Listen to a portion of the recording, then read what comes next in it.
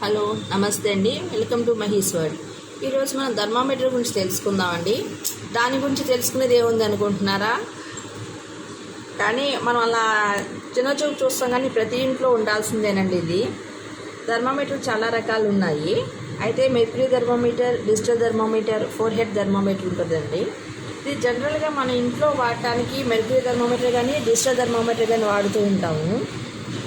Corona టైంలో మీకు గుర్తుండే ఉంటుంది, మనం ఎక్కడికైనా బయటకు వెళ్ళినప్పుడు మన నుదురి మీద ఇట్లా గన్ లాంటిది పెట్టేవాళ్ళు.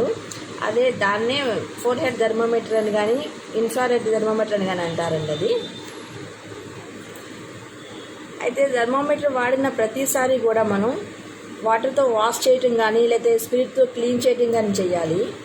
దాన్ని ఎట్లా చూసుకోవాలంటే మనం నోట్లో నాలుగు కింద పెట్టి నోరు క్లోజ్ చేసి ఉంచాలండి. 2 మినిట్స్ ఉంచితే సరిపోతుంది.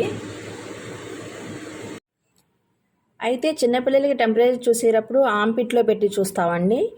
అప్పుడు ఆంపిట్లో పెట్టినప్పుడు మనం ఉన్న టెంపరేచర్ కంటే 1 డిగ్రీ యాడ్ చేయాల్సి ఉంటుంది.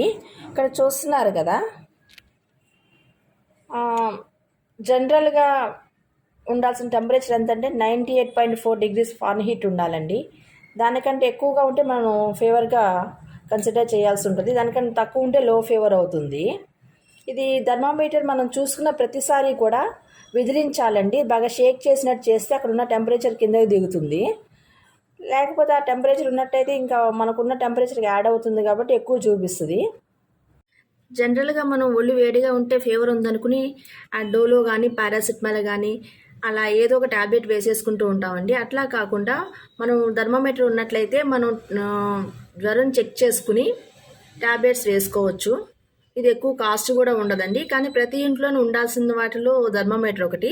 మీకు కనుక నచ్చినట్లయితే లైక్ చేయండి, షేర్ చేయండి, సబ్స్క్రైబ్ చేసుకోండి. Thank you for watching.